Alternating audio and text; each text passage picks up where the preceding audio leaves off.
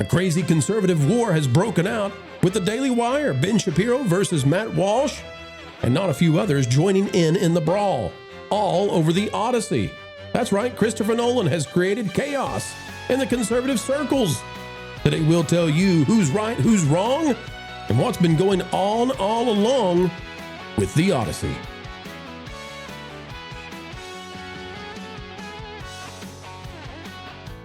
Hello, folks, and welcome back to the place that makes sense of all the chaos around us. It's fun to do so, and here we go again. Click that like button, a PhD level of understanding into everything happening around Hollyweird and even the Odyssey, and the oddity of watching conservative pundits battle each other in the same companies, within the same organizations, over one crazy film. There's a battle royale, a civil war amongst conservatives regarding Christopher Nolan's The Odyssey, and as the box office increases, they seem determined to detest one another. What are we talking about? Well, could be leading to the division of the Daily Wire. Forbes is reporting on this. Connor Murray says conservatives battle over whether The Odyssey is biblical or woke. Well, it ain't biblical, I'll tell you that.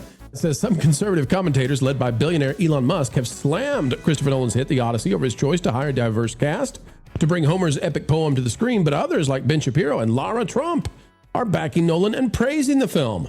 And I'll just say this, I have found it very interesting. You know, Jordan Peterson, Dr. Jordan Peterson has just now started being healthy enough to start posting on X again. He hasn't weighed in on the Odyssey. I hope he doesn't go try to sit through 3 hours of it. I think it would be bad for his health. But his daughter, Michaela, can't stand the Odyssey. She's slamming it. Somebody who he has on very often on his stuff, Jonathan Pajot, loves the thing. So I can't figure out where this is going. Here's what it says. Shapiro, in a post on X Tuesday, said conservative critics who have slammed the Odyssey are missing the biblical forest for the woke trees, suggesting the movie has themes of biblical morality and is a large-scale win for civilizational values. Say what? Dismisses the artist formerly known as Page issue. Dismisses the Lupita Nyong'o issue. Elon Musk, on the other hand, has led the conservative crusade against the movie, calling Nolan racist against the Greek people. You've got Matt Walsh, Shapiro's colleague at the Daily Wire. One might say he is employed by Shapiro, firing off critical tweets about the movie. And I'm going to say this, Walsh is going so far, I'm calling this like they're ready to go to blows over this. They're ready to go to blows. Matt Walsh says, go ahead. Elon now says he'll put up $100 million to back an AI take that follows the text. Absolutely. So he's putting his money where his mouth is. Matt Walsh says, in Apocalypto, Mel Gibson transports you into the mind of a Mayan 500 years ago. In The Northman, Robert Eggers transports you into the mind of a Viking 1,000 years ago. In The Odyssey, Christopher Nolan transports you into the mind of a liberal woman in 2017. Now, I mean, listen, this is getting, and here's the thing. You've got Walsh rebuffing fans who've called The Odyssey a masterpiece. So coming after Ben Shapiro. Before I go beyond this, I just got to get the thoughts from both of you. Kevin, Lou, people are angry on both sides, angry at each other about this thing. What are your thoughts about this, how this is dividing conservatives? I think healthy debate is always good, right? It's you need different perspectives, so that you can formulate a well thought out opinion. And sometimes there's just no accounting for bad taste. So, I guess you're entitled to like something, even if it's awful, so I say have at it, and everybody just kind of politely debate, because it also showcases how, sometimes the right is a little different from the left. You can agree to disagree at some point in time. I do think that this is a spectacular waste of time. I don't Well, now, wait a minute. Hold on. You mean the argument? Do you mean the debate that people are having, or do you mean the movie itself is a waste of time? A little bit of both. I personally think there are larger issues that we should be discussing, and not wasting all this time on Christopher Nolan just following marching orders so that he can make sure he gets another Oscar in the future. Well, I think partly what's happening, Kevin, is I think that and I don't like to call it the left versus right, because I think this is different. I think this is the woke, and I don't think they're part of the left. I think they've co-opted the left. But I think partly what's driving the conversation is the number of people on the woke side who are celebrating and claiming victory and get out the Mel Pell parades and the confetti because they've won its victory. Hang on a second. Let me go to this for you, okay? Okay. Matt Walsh is coming out with a fury and a vigor because Ben Shapiro defends the thing. Now, they work for the same company. In fact, Matt Walsh works for Ben Shapiro. Right. Matt Walsh says, don't listen to any conservative who claims the Odyssey isn't woke or that the DEI casting isn't a problem. They're full of it. He is calling out Ben Shapiro. Hang on. Let's play just a brief snippet, and then I'll get Lou's thoughts. Nolan does not softly coax the audience into the DEI net, easing us into it slowly but surely. No, he cranks the diversity meter up to 1,000 from the very first frame. The first character we see is the rapper Travis Scott, who somehow manages to turn in a bad performance despite appearing on screen for 12 seconds. He got 12 seconds and he completely botched it somehow. And then we see Ellen Page portraying a Greek warrior waddling around the desert like a child with a soiled diaper, straining under her rubber armor, looking like she's about to die even before she gets shot through with arrows. The defenders of this film, especially on the right, have tried to claim that Page's appearance is not a huge problem because she only has a small role. You've probably heard that. It's a very small role. All right. Before we, I don't want to play the whole thing. I want people to go watch it. But Lou, he's talking about his boss. What do you think about the idea that they're fighting each other? First of all, it's good for the Daily Wire to have divergent opinions. So Sure. cannot cite them as some kind of monolith of the far right the way they normally do. Okay. Secondly, this whole idea that when the Oscars came out and said, well, you have to have a certain amount of representation or else you're not eligible. And I understand, I haven't, again, seen the film yet, but I understand that Lupita Nyong'o is in it for like maybe 5 minutes. Well, if they don't get the Oscar, then the Oscars will change their rules and say it has to be at least X% of the time of the screen. They'll do whatever they can do. There's a certain amount of virtue signaling that goes on our side too. So I guess that's some of this. We're just on the side of truth. We're not on a political side, but I will tell you. But there's your truth, and there's Matt Walsh's truth, and there's Kevin's truth, and there's my truth, and my dear late grandmother once said, there's three sides to every story: your side, my side, and the truth. So, but look, it's a movie, for God's sakes. It's not rocket science. Exactly. Okay. Well, let me go to Kongman Lee now, who is talking about what is happening here. And his claim is that conservatives are losing the culture war at this moment because they do not have a cohesive understanding of what this movie is about and what Christopher Nolan's about. And so what he's arguing, what I have said in the past, is that perhaps this film is seen by those on the woke side as an opportunity to say, go woke, go broke is dead. It never existed. We don't need to be afraid of it. We need to go more woke than ever before. That's what audiences want, et cetera, et cetera. So here's what Kongman Lee says. He says, principled conservatives are once again handing the left, and again, I would say woke, not left. That's just me. A victory by praising Christopher Nolan's The Odyssey. They dismiss concerns about race swapping and casting as mere identity politics and skin color, claiming the film is still great despite the obvious subversions of Western foundational myths. All right, let's go to Kongman Lee and hear a little bit from him and his take on this, where he's again going after Ben Shapiro a little bit, strongly. Ben Shapiro and Dave Rubin say, look, even right-wingers like The Odyssey. All the people complaining about wokeness in this film, you guys are just miserable chuds who don't know how to enjoy anything good in life. And this is the problem. This is the problem with principled conservatives. That they literally give ammo and ammunition to the left constantly. And when push comes to shove, they will side with the left. That's what these principled conservatives do. Like, I don't know. That's why also these principled conservatives go after J.D. Vance. All right, we don't need to get into political stuff, but I did want to hear what you guys think about this. The idea that, as soon as the box office gets big, or as soon as it's Christopher Nolan, oh my gosh, it's Christopher Nolan, suddenly you throw out all the principles and say, oh, I love it, oh, I love it, I love it, I love it. What do you guys think about that criticism? So Well, go ahead, Lou. I'll wait. well, all I was going to say was that all of this has gotten to the point where it's really bad for box office, regardless of which side you take, because it's instead of the movie lecturing, it's all the people talking about the movie lecturing. And either way, people say, I'd rather go see something diverting and fun. I don't need this aggravation. Mm-hmm. So everybody who came to see it for the reasons of the ideology, pro or against, has seen it. Now what? Right. So, I think the bottom line is it's bad for box office to have this much after the fact pontificating from either side, really. Kevin, do you think does it represent the weakness of the right? We've seen this over and over again where commentators who fancy themselves whatever the right is, they're on the right, seem to just get in fight after fight after fight.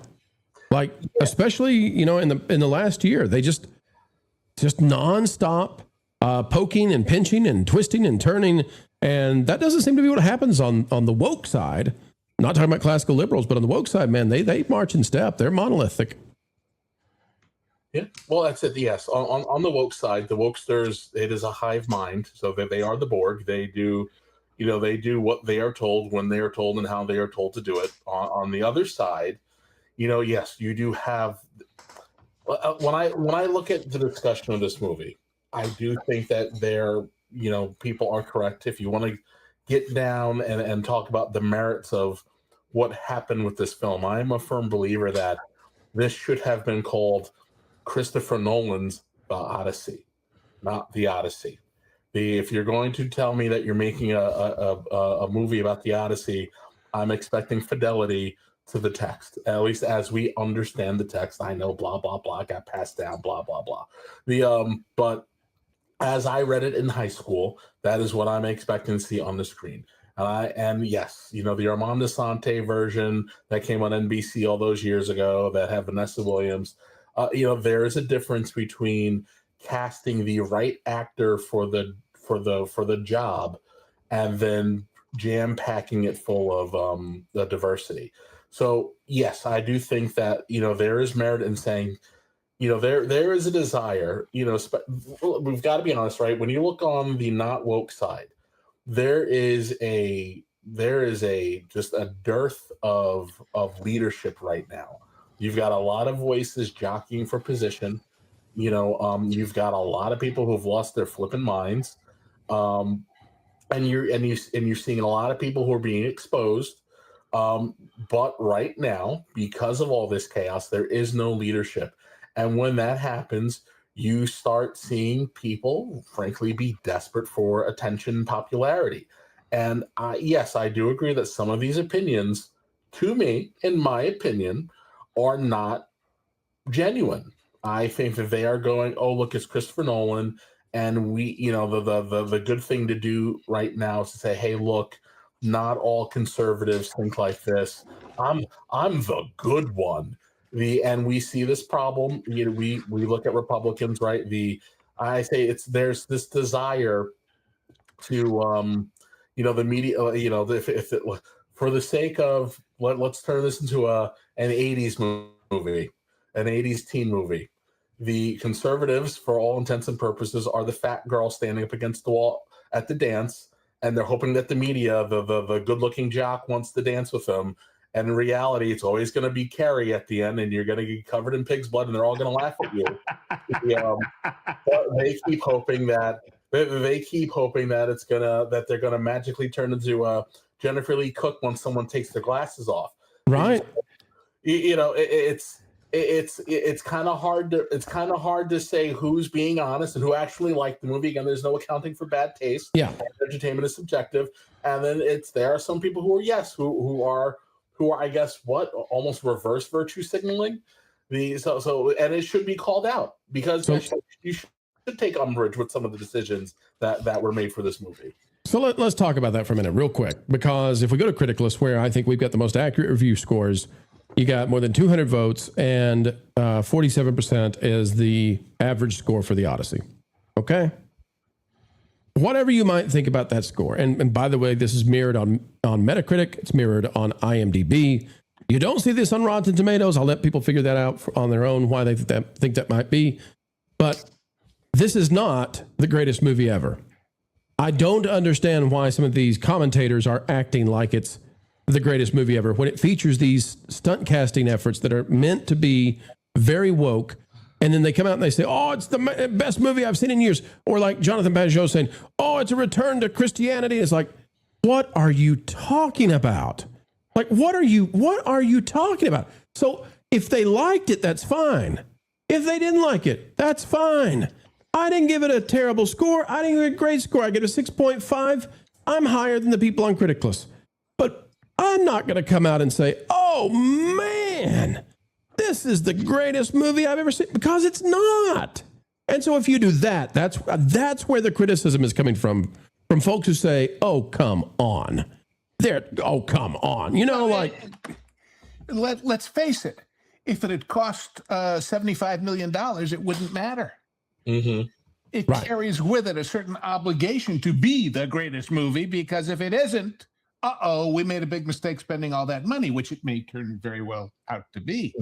But it carries a portent with a major director and a huge budget and a couple of big stars that sort of obligate it to be better than it apparently is. So it's got those strikes going against it from the get-go. There you go. But the Odyssey, tearing conservatives apart. Kevin, I'll give the final word. I'm just amazed how many times that side is being torn apart by issues that you think would, be kind of unifying. And they continuously just go for the, the KO against each other. Well, at some point in time, everybody's got to decide to grow up, and doing the right thing or the noble thing is not always the easy thing. And you're seeing people who are hell-bent on doing the easy thing because they have a desire to be popular. I think we're all human and we understand it, but the reality of it is that if we are ever going to get away from the 10 culture that is also destroying movies, because something cannot be both the worst thing and the greatest thing. Sometimes it can just be a thing, and there's nothing wrong with that. Getting a C+ is sometimes okay. Wait a minute. Are you saying that because are you saying, Kevin, that because I gave this a 6.5, somehow I have landed upon credibility with this thing? I think so. Listen, because because I haven't seen the movie yet, and I also have no intention of seeing the movie, or at least until I can watch it on one of the many streaming services I do not want to pay for. But I am assuming, Christopher Nolan is a very talented filmmaker, so I'm assuming that there's going to be some quality craftsmanship here. Technically, it's incredible from a technical creation of the film. This is why I got a 6.5 from me. If we just went on the story and Matt Damon helps, Tom Holland helps, Anne Hathaway does as good a job she can. The technical part of the film is what lifts it. The story is not that great, and the stunt casting really, really doesn't work. Yes, so that's it. And so now we've got to find a way to get back to a space where we can discuss things honestly, because something can be a technical masterpiece, and it can be, a storytelling train wreck. I think that the discourse around this movie will change depending upon how this weekend and next weekend do, right? Because everybody wanted to watch the train leave Curiosity Station, so the first week was always going to do well. The pre-sales for this were always going to do well. What the real question is, does this thing have legs? Well, I think it does have legs. We'll find out more in just a few. But does it know how to use them? As ZZ Top would have said. She's got legs. Does she know how to use them? Thank you, ladies and gentlemen, for checking out the video today. It's such a pleasure every time we get to endeavor together, explaining entertainment and keeping you ahead of the culture curve. If you would be so kind, folks, swerve on down to that like button wherever you may find it and click it, please. It helps us. And you are the gigawatts that send us far and wide across the fruited plains of YouTube. Until the next time, keep learning, keep growing, and as always, keep having fun.